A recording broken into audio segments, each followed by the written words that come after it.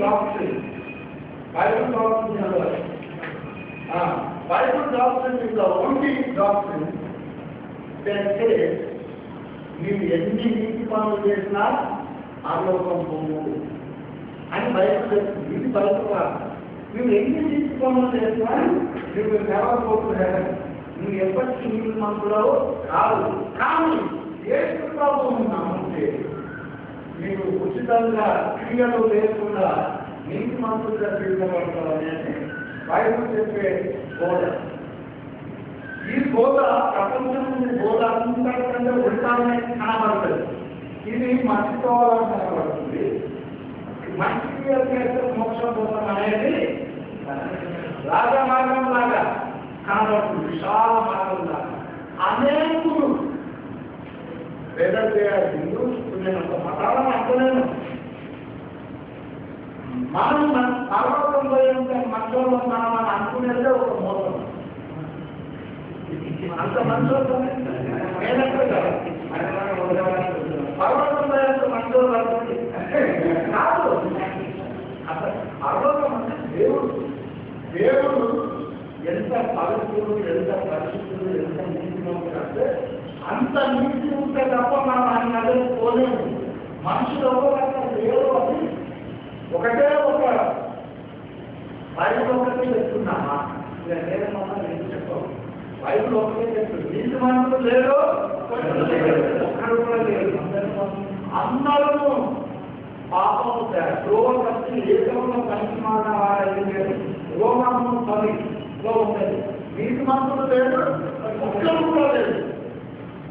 లోకమంతా లోపలే ఒక మంచోడు లేదని బైబిల్ ఒకటే చెప్తున్నాను. సరే, ఇప్పుడు నేను విశాల మార్గం గురించి చెప్తున్నాను. చాలా మంది క్రైస్తవులు అనుకునే పాస్టర్స్ కూడా రక్షణ లేదు. నేను చెప్తే నమ్మరు. నేను చెప్తాను చూడండి.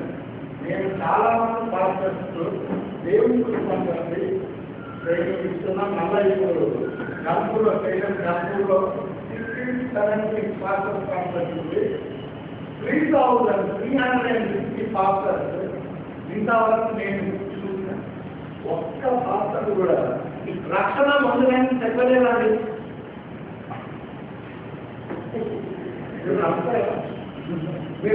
మీరు నమ్మకపోతే అక్కడ ఆర్థికాలు వచ్చినారు. వాళ్ళే సాక్షులు జనగాలు ఒక్క పాత్ర రక్షణ మంది ఎవరు పక్కనే అంటారు. రక్షణ ఉన్నామని ఏం చేయాలి? ఆస్తులు అందరూ పెట్టే సువార్త చెప్తాను. మీరు కూడా నమ్మి ఇప్పటిదాకా ఇదే చెప్తాను. ఇంట్లో ఎంతమంది పాత్రలు రక్షణ పొందుతున్నారు ఆస్పత్రి చేస్తుంది. చాలా సంతోషంగా ఉంది పాత్రలు కదా. మరి మీరు అందరూ రక్షణ పొందుతారు కదా.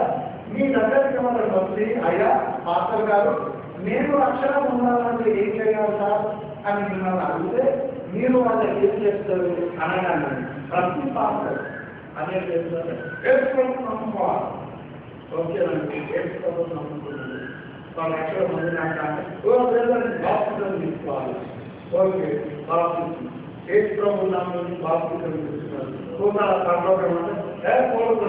వాళ్ళ పాత్ర మన ఆజ్ఞలన్నీ పాటించాలి. ఓకే, ప్రభు నమ్మినారు, బాప్తిజం తీసుకున్నారు, ఆజ్ఞలన్నీ పాటిస్తున్నారు. ఇప్పుడైనా పోతున్నాడు ఇంకో పైకి చేయాలా? పైకి చేయకపోతే వాళ్ళకి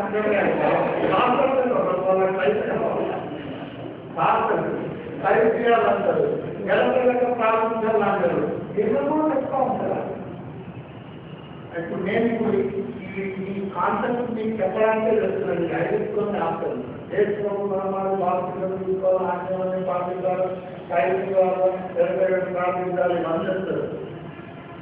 ఇప్పుడు ఐదో చెప్తున్నాను ఎగ్జాంపుల్. వాళ్ళు ఇంకా కాడే చెప్తారు కదా. మరి ఐదులో మన కన్సెషన్లో డిస్కౌంట్స్ ఉన్నాయి. తప్పిపోయినా లేదండి, ఇంకా చాలా ఉన్నాయి. కానీ కనీసం ఐదైనా చేయాలి, లేకపోతే పర్వతం లేదు అని అంటారు కదా. సరే పాస్టర్లు, మీరు ఎంతమంది రక్షణ పొందినప్పటి నుంచి పుట్టినప్పటి నుంచి మాట్లాడలేదు. పుట్టినప్పటి నుంచి ఎంతో చేసి పాపాలు